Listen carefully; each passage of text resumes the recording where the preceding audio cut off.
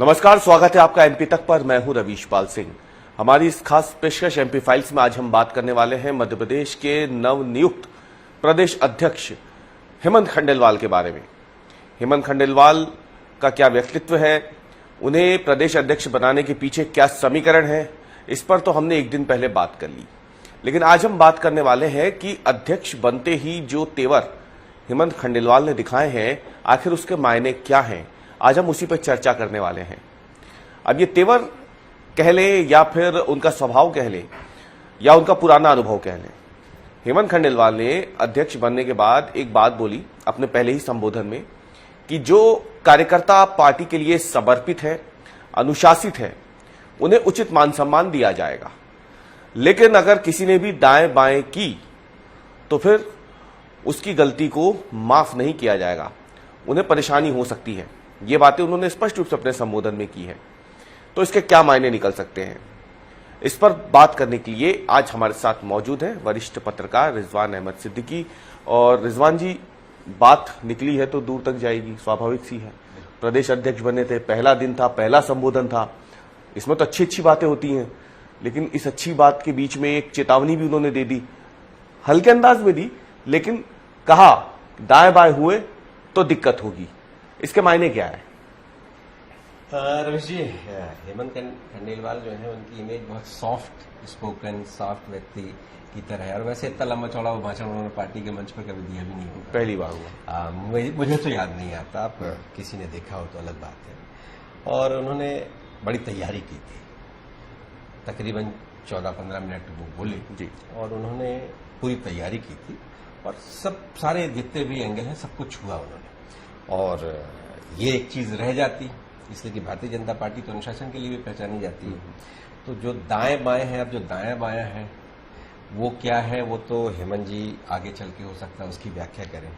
दाएं बाएं से हम आशा ये निकाल सकते हैं कि पार्टी के अंदर ही अनुशासन तोड़ने वाले लोग, या जो विरोधियों के साथ मिले रहते हैं, विपक्षी पार्टियों के साथ मिले रहते हैं, वो लोग। भाजपा में भी ऐसे लोग कांग्रेस के ऊपर आरोप लगते हैं, उनके तो खुद के नेता आके बोल के चले जाते हैं, या जो चले जाते हैं फिर उन्हें वापस ले लिया जाता है, ऐसे लोग, ऐसे बहुत तरह की चीजें हैं। अब ये तो हेमंत जी से आने वाले वक्त में हम सब पूछेंगे और अगली बार आपको मौका मिले तो आप भी पूछेगा कि ये दाया बाया क्या है, कौन है। तो अगर, लेकिन उन्होंने एक संदेश दिया है और पार्टी में इसे अच्छे उससे भी लिया गया है। और वर्तमान में जो इस तरह की हालात है भारतीय जनता पार्टी के अंदर, सरकार में, सरकार के बाहर, कहीं न कहीं कई जगह कई मर्यादाएं टूटी हैं, कई जगह चरित्र पर बहुत तरह के सवाल भी खड़े हुए हैं। तो दाया बाया चरित्र भी है, ये क्या है। तो कई जगह ये भी सवाल खड़े हुए हैं। और खासतौर से विधायकों का मुखर होना, वो इस तरह से भी बातचीत है। तो अब इन सब चीजों को उन्होंने एड्रेस किया है एक ही लाइन, लेकिन एड्रेस किया है।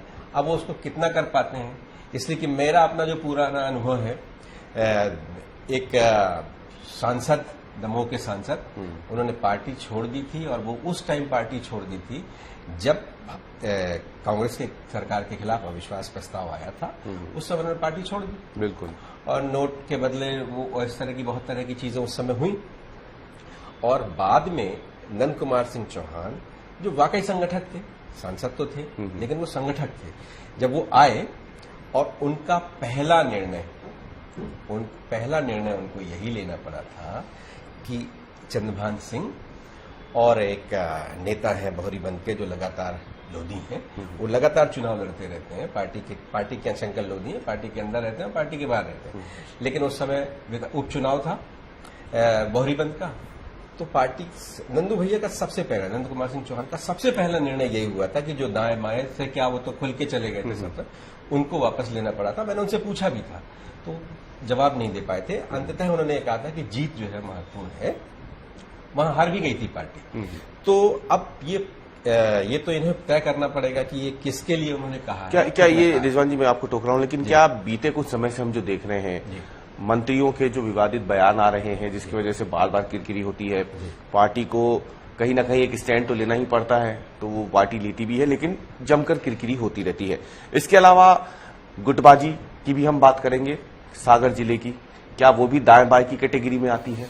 तीसरी बात, जो विधायक हैं जो लगातार अपनी ही सरकार के खिलाफ कभी धरना दे देते हैं, कभी बयानबाजी कर देते हैं, कभी चिट्ठी लिख देते हैं, ये तमाम लोग भी क्या इस बयान के मातहत आएंगे? आपको ऐसा लग रहा है कि क्या ये भी नजर में है प्रदेश अध्यक्ष की कि जाते जाते जो कुछ झेलना पड़ा है निर्वर्तमान प्रदेश अध्यक्ष को, उस वक्त वीडी शर्मा जी को, तत्कालीन प्रदेश अध्यक्ष को, तो वही भूमिका एक बार फिर से न तैयार? उससे पहले उन्होंने कहा कि पहले ही दिन एक चेतावनी जारी कर दी जाती है, तो क्या ये सब कैटेगरी भी उस बयान के तहत आएंगी? उन्होंने अपनी पीढ़ियां गिनाई है, पूरा शिजरा गिनाया है कि 1930 से जीतते आए हैं, तो घुट्टी में तो है सियासत।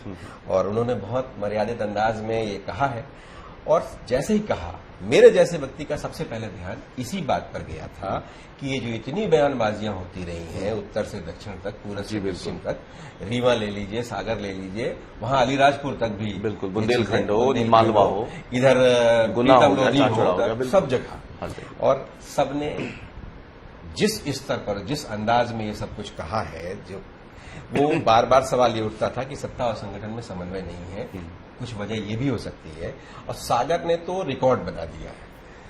पूर्व मंत्री, वर्तमान मंत्री, वहां के स्थानीय जिला अध्यक्ष और वहां की मेयर, और इस तरह के सब पार्टी को बुला के चेतावनी भी देनी। मुझे तो लगता है कि इस वक्त सागर ही जो ऐसा जिला बन गया है जहां पे पूरी खिचड़ी से अगर इस बात को सियासत की, इस बात को सागर में गागर भर ले अगर सागर को, तो सबसे संदेश ये इसी तरह की चीजों के लिए हो सकता है। लेकिन बाकी दायां बायां तो बहुत कुछ है सियासत में, जो चीज स्वीकार नहीं है वो सब बायां है, और दायां बाकी जो है वो दायां है, तो इसी तरह की चीजें हम इसको मान के चल सकते हैं। क्या हम ये मान के चलें कि भारतीय जनता पार्टी में भी ऐसे कुछ कार्यकर्ता हैं जिसकी वजह से पार्टी को नुकसान हुआ हो, पिछले कुछ समय में बातें सामने आई हों, लेकिन पार्टी ने खुल के इस पर बहुत ज्यादा कुछ कार्रवाइयां नहीं की, या फिर जो आप कह रहे थे कि एक ट्रांजिशन का समय है, पुराने अध्यक्ष को ये पता है कि उनका जाना तय है, इसलिए वो कार्रवाई नहीं कर रहे हैं, वो सोच रहे हैं कि नया अध्यक्ष आएगा वही निपटेगा। नए अध्यक्ष आ गए तो उन्होंने भी सोचा कि लंबे समय से मामले ऐसे सामने आ रहे हैं, शिकायतें आ रही हैं, तो ऐसे लोगों को भी चेतावनी दे दी जाए। तो क्या जो बात कांग्रेस में बार बार आती थी, राहुल गांधी भोपाल में आकर के कह के जाते हैं कि मेरे कई कार्यकर्ता ऐसे हैं जो बीजेपी की मदद कर रहे हैं, उनका काम आसान कर रहे हैं, क्या यही स्थिति भाजपा में भी बन चुकी है अब कि भाजपा के प्रदेश अध्यक्ष को कहना पड़ रहा है कि दाएं बाएं करेगा उसको दिक्कत हो जाएगी? रविश जी, जब सत्ता के साथ बहुत तरह की बीमारियां आती हैं, और जब आप मिस्ड कॉल से सदस्य बनाने लगते हैं, और जब आपको हर आदमी को अपना सदस्य बना लेने की आपको चाह बढ़ जाती, भूख बढ़ जाती है इसको, तो फिर इस तरह की चीजें होंगी। जब एक जगह एक अनार 100 बीमार होंगे तो गुटबाजी भी होगी, भीतर घात भी होगा, और ये होता है।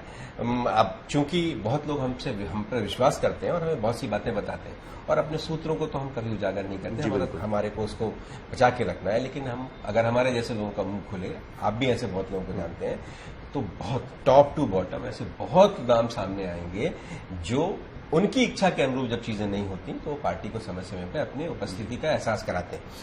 कई बड़े नेताओं को तो मैं यहां तक जानता हूं जो बहुत बड़े हैं, उन्होंने फाइनेंस तक किया है, पिछले अभी इस विधानसभा चुनाव में भी किया है, फाइनेंस तक किया है अपने विरोधियों को ठिकाने लगाने के लिए। तो ये तो होता है, तो इसीलिए हो सकता है उन्होंने उनको भी, इसलिए कि फाइनेंस की जब बात आती है तो इनसे ज्यादा तो फाइनेंस का महारथी कोई है ही। बिल्कुल, कोषाध्यक्ष रह चुके हैं, ये जानते हैं और ये कह भी चुके हैं कि कहां से आया और कहां गया, इस पर बातचीत होती है उनसे। तो ऐसी बहुत ढेर सारी चीजें हैं। चलिए, बहुत बहुत धन्यवाद हमसे बात करने के लिए रिजवान जी।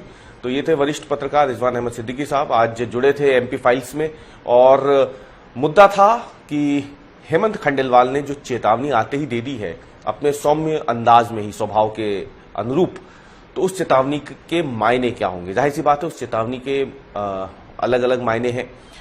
जो लोग पार्टी के खिलाफ लगातार काम कर रहे हैं उनको भी ये चेतावनी है। पार्टी में रह करके जो अनर्गल बयानबाजी कर रहे हैं जिसकी वजह से आलाकमान को बार बार नीचे देखना पड़ता है, ये चेतावनी उनके लिए भी है। और ये चेतावनी उनके लिए भी है जो अपने सियासी झगड़ों को, सियासी युद्ध को एक तरीके से एक ऐसा मुद्दा बना देते हैं कि उसे शांत कराने में भी एक लंबा समय निकल जाता है, और आपस में उसे सुलझाने में जो कायवाद लगती है उससे भी पार पाया जा सके, उन लोगों को भी ये चेतावनी एक तरीके से हेमंत खंडेलवाल के बयान को समझ लेना चाहिए। तो कुल मिला के देखा जाए तो हमारे आज के एपिसोड में इतना ही। कल हम फिर हाजिर होंगे एक नए विश्लेषण के साथ, एक नए मुद्दे के। तब तक के लिए धन्यवाद।